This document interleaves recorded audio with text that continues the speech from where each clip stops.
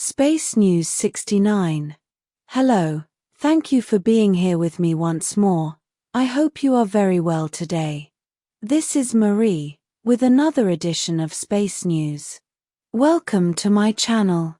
This information can be seen as science fiction, or as the viewer sees best, and I post it for entertainment purposes only. Still, I take my information very seriously, and for whoever has eyes to see. I am writing this on the morning of March 13, 2025. I had to take a few days off from writing this week, first because my birthday celebrations interrupted my work rhythm. Then I had a few hectic days fulfilling my role as the Taygetan Queen, as I had to go to Tema almost every day using remote presence technology. Another small problem is generated or happens each time anyone goes from here to anywhere in Tema or Era, and it is the very marked 4.6 to 1 time-slip differential ratio between Earth and Taygeta.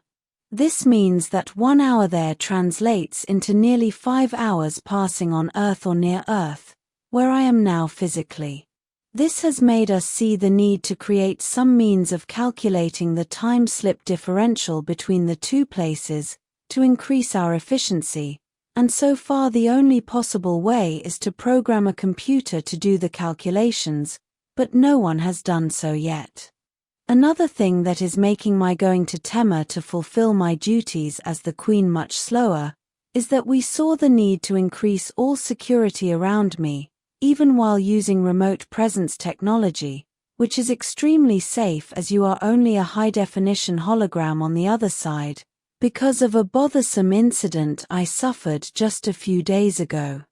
Taygetan Suzi-6 fighters intercepted an Earth-human secret space program fighter-class starship attempting to enter Temerian space, and as they flanked it and gave the order for it to land in the nearest Taygetan military base, the human ship, which was using Alfreton transponder identity codes, decided to comply, unlike all the others which either attempted to run or to fight the Taygetan interceptors.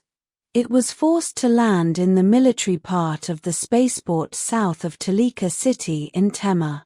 Its 4 crew members were questioned, but as usual, they were only pilots following orders, and they stated that theirs was to take that craft to Tema and await instructions once landed anywhere there, orders which are quite vague as you can see. Then I received a call from personnel close to a high-ranking officer who is one of Captain Goriel's friends there in Tema, informing me that they had captured a human craft intact and that perhaps I would be interested in seeing it up close. It looks like they know me well because, of course, I hurried to the remote presence room here on my ship and went to Tema to see the captured ship up close. When I arrived in Tema, it was night there, and I was escorted by Goriel's friend's military detachment assigned to attend to me. I was led to a remote dark hangar, and when we entered it was nearly completely dark inside, and the leader of the detachment locked the door behind me, which was the first thing that alarmed me, as that was far from being necessary. As I was using remote presence technology, I was more curious than alarmed, so I kept following those people to see what they were up to. They finally turned on the lights, which were unusually dim and yellow, not letting me see many details, including their faces, and as we walked to the back of the hangar, I started to see the nose of a small human-built starship, partially covered in a large blue top and more or less hidden behind a large Taygetan crane ship designed for heavy work, like recovery of other small ships, or removal of large objects. The human secret space program ship was slightly larger than a 6th-generation Suzi-class Taygetan fighter and was painted in the usual white with black parts which is common for human spacecraft, including the now-retired space shuttle, and it read on each side, U.S. Air Force, with full markings. I inspected the craft walking around it, looking at as many details as I could with the dim yellow light of the hangar. To me, it looked very much like a spin-off of an Alfreton long-range fighter, which made me realize how close the cooperation between Alpha Centauri and the Cabal on Earth actually is. They are clearly sharing technology, and not only transponder codes. I was then invited to enter the craft to see how it was inside, which I complied, again fully aware that I was there using remote presence technology, and not in person, therefore I was safe. I was also using a newly developed remote presence detection inhibitor, which allows me not to be detected using remote presence, therefore making people around me believe that I am there in person. Remote presence technology is an ultra-high-resolution mobile hologram of the user that permits him or her to be somewhere else with utmost realism, much unlike the primitive blue hologram technology depicted in Star Wars movies. People in Taygeta, the military even more so, have gadgets that detect when someone is using remote presence, but we have developed very effective electronic countermeasures, which after this incident are no longer a secret, so I may publish this. Once inside the ship, and after entering through a small frontal ramp, I was invited to the bridge or cockpit, where I was encouraged to turn on the engines. I didn't know how to at first, but I finally found that the start buttons were hidden under a grey plastic cover located on the right-hand side joystick, unlike Taygetan starships which have the start buttons directly in front of you on the main console. You must press those engine start buttons after initiating the power-up sequence, mostly for the electric parts to wake up, and you must also start the auxiliary power unit, or APU, so the ship's systems have enough power for the plasma turbines to start rotating. This procedure was easy to find because its sequence was quite similar to the ones of the ships I know. What I found interesting, if not disturbing, is that the supposed Taygetan military I was with didn't know how to start a craft like the one we were in, or at least they said they didn't, because although it was different from ours, enough things are still in common, as I just proved starting the ship myself. Just about all Taygetans know how to start a starship, even at a very young age, because they all grow up around them. Almost everyone in Taygeta has one, as they are as common as cars are to humans. When the human ship's engines came to life, they roared with an extra loud thunderous crack, accentuated even more as it was inside a hangar, so I quickly turned them off before they caused damage outside of the ship, but the lead military I was with said, "Don't turn them off," which was strange to me, even more so because they later said that the ship needed a specific shut-off sequence. This means that they did know how to start and stop that ship after all, and they were lying to me. By then at least one of them had gotten close enough to me while I was sitting at the controls, so perhaps at some point they touched my dress or somewhere else that I did not notice, and realized that I was just a hologram, because when I stood up from the pilot's seat, their attitude towards me was different. They had a clear disappointment stance to them, and their courtesies towards me were lessened. I found this to be very strange, as they were compliant and even enthusiastic about having me there, but when I stood up from the pilot's seat their attitude had changed completely, as they had clear disillusioned faces, as if they had failed in their mission, or as if someone was going to punish them somehow. I could still manipulate the controls of the ship while being a hologram, as full immersion technology is designed to concentrate enough high-energy magnetism in the area of the hands and fingers to be able to manipulate some things, as long as moving them does not exceed a certain energy requirement threshold.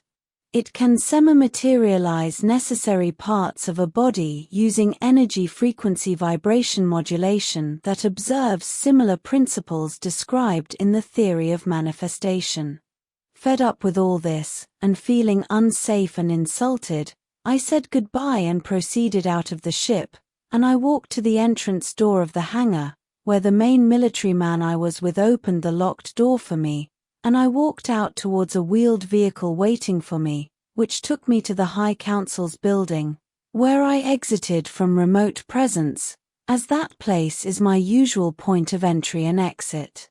Back on board my ship, the Enterprise, I walked out of the remote presence room and into the passageway feeling quite upset and a little shaky, as I had clearly dodged a kidnapping attempt. Had I gone there for real, there wouldn't be any Marie writing these words. Well, I guess that is exactly what remote presence technology is for. After this incident, I informed Goriel, Maxwell, and Thales about what had happened. They are my top-ranking officers here. Goriel talked to his close friends and subordinates in Tema, and an investigation started around the group of people I was with and who were appointed to show me the captured human craft. Up to now, there is nothing conclusive, even though at first we suspected that they were Alfratans or even humans posing as Taygetan military personnel to kidnap me. We also thought so, because I noticed that all of them had darker skin, hair and eyes than the average Taygetan.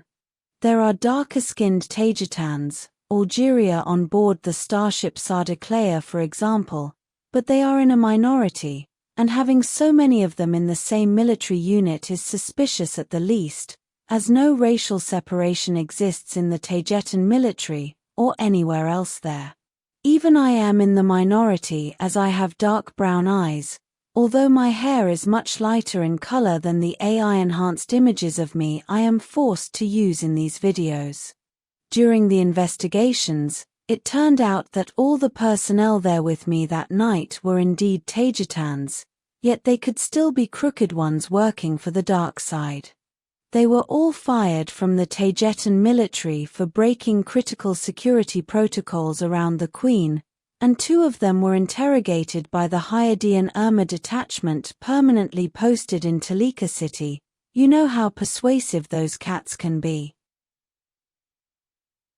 What they found out is that at least those 2 main people who were with me that night were indeed working for a shady Alfretan high-ranking military man, who is currently also under investigation in the Andromedan biosphere ship, Viera, because of his links to whoever provided the 3 Alfretan fighters which entered Tema a few weeks ago, 2 of which were destroyed by Taygetan Suzy 6 fighters, and the first one of those 3 was later confiscated, as it was also modified to look like a second-generation Taygetan Suzy craft.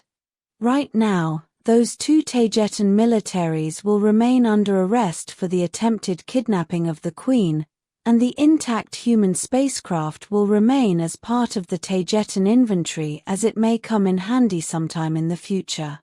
That craft was thoroughly inspected by competent Taygetan personnel to prevent it from doing anything unexpected, or in case it contained anything harmful.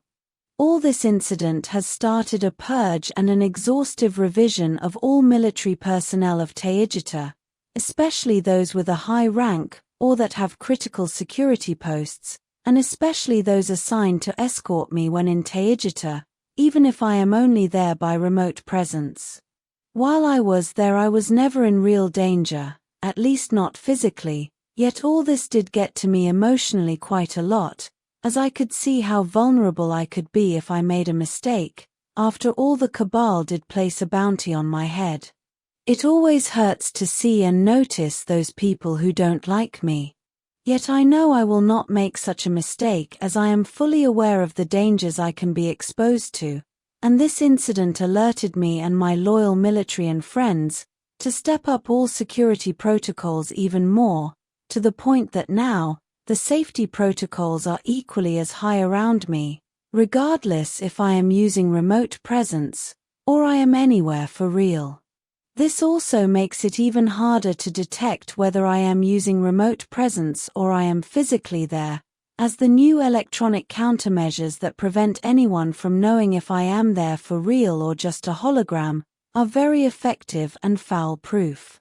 The whole feeling I had during the incident, what I perceived emotionally, was that it was a kidnapping attempt, even more so as the Cabal said it wants me alive, at least if possible. Grade 5 Captain Goriel, who is my defense minister, reacted with much alarm to this incident, especially because the threat was coming from inside, from a full military unit supposedly loyal to us all, and as I said above, now everyone in the Taygetan military is under inquiry and investigation. This will be all for today. As always, thank you for watching my video, and for liking, sharing, and subscribing for more. It helps this channel grow a lot. And I hope to see you here next time. With much love and appreciation, your friend, Marie.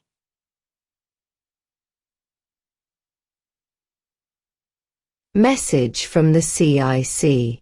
Dear friends, thank you so much for all your constant support, for the strength you send us with every kind word and gesture, and for all the messages we read in the chat during the premieres.